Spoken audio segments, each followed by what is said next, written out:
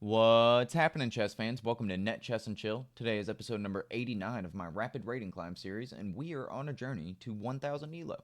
So, if you guys enjoy my content, please like and subscribe. You can go follow me on Twitch. I stream on the weekends now. And without further ado, let's get into today's game. Get some tunes on for you guys. Jump over into the 10-minute pool, and here we go.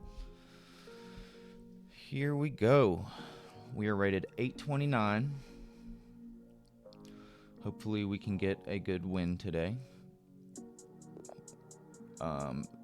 Tiberius, good luck. We will start with d4.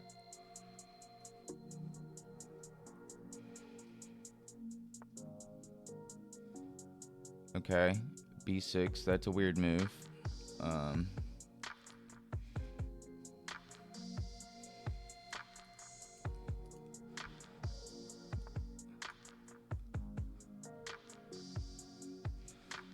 So I think in a position like this, I can play a move like that to maintain my center pawns. Yeah, that's definitely a weird move order. So if he takes, I can take, but then he wins tempo on my queen.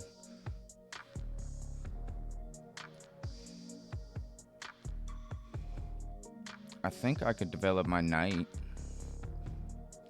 But I do typically want to recapture with pawns.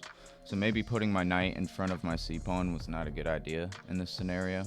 I was going to go for like a Joe Baba London setup where I bring my bishop out and then I play e3, but I think in a position like this, playing e3 right away is not terrible.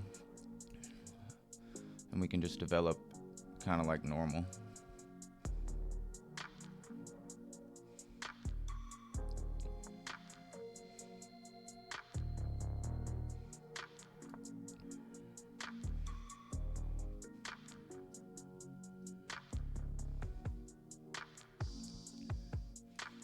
I would imagine they would take, but he's not going to.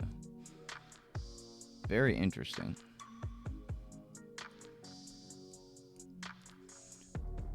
Very interesting.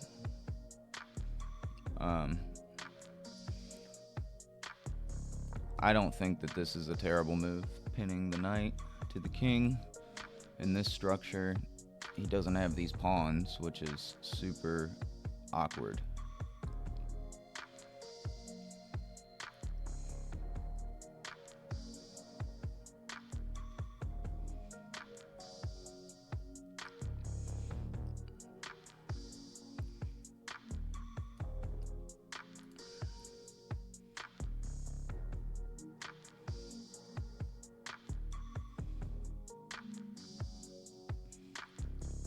I want to play a move like a3 to stop his knight from getting in here.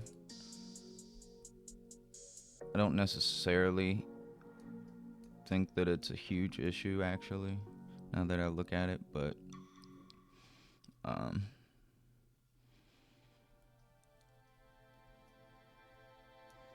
could also bring this knight in. He could chase me away with a move like that.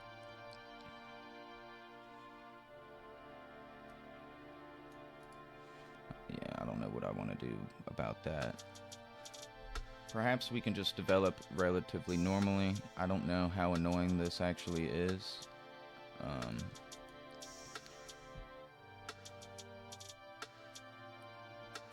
It looks like perhaps maybe not, but so annoying. So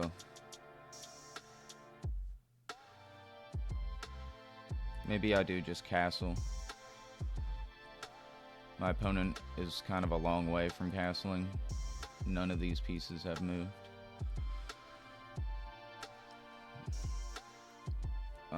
I think I can also play a move like e4.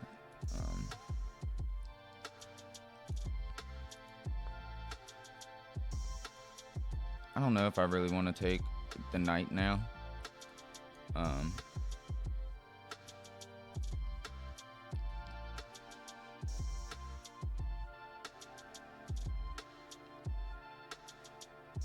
Yeah, I don't think I do. Um, I think I want to bring my bishop back. And then I'm also looking at moves like, you know, threatening this pawn. My opponent's playing this in a really weird way, so.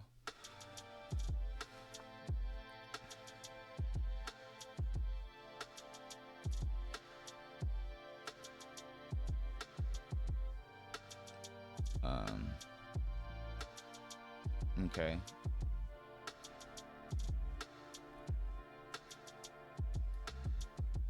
I think I want to go for maybe this pawn weakness. Put pressure on it at least. It's defended right now by the queen. But this is also hanging right now. I don't know if my opponent notices that.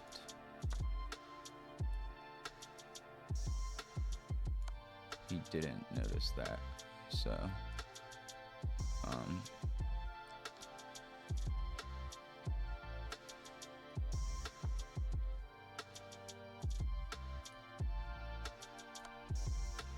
then we also get this fork,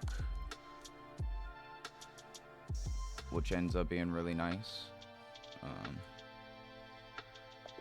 Yeah. Well, that wasn't too bad. We gained 6 points from that. Let's see how we played. My opponent played pretty awfully. I played with 83% accuracy. I did have a mistake. So let's see kind of where I went wrong. So this is weird immediately. I wanted to play kind of a Joe Baba, and they just kind of like said no. So I wonder what I should. So just pushing the pawn in this position and preparing e4. I thought I mean, that makes a lot of sense, because if he wants to fianchetto the bishop, we're just gonna build pawns on the light squares. Okay, so I just reinforced, kind of blocking my bishop in, which isn't really a good move. Developing that knight was not a good move. Developing this one was, pushing this pawn to make him move his recently developed knight again is a funny move. And then I could even chase him away with a move like a3 on the next move, unless he swings into the center. If he did that, I don't think that's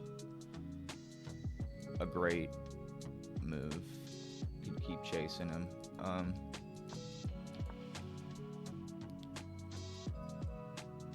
Yeah, so this was gonna be nasty. I just saw that this wasn't defended, so I attacked it, right? He has to do something like this, because otherwise, one, it's a free piece, but two, I fork. Excuse me. Oh my goodness. I fork the rook and the king. So I castle. He threatens my bishop. What is the best move? All the way back.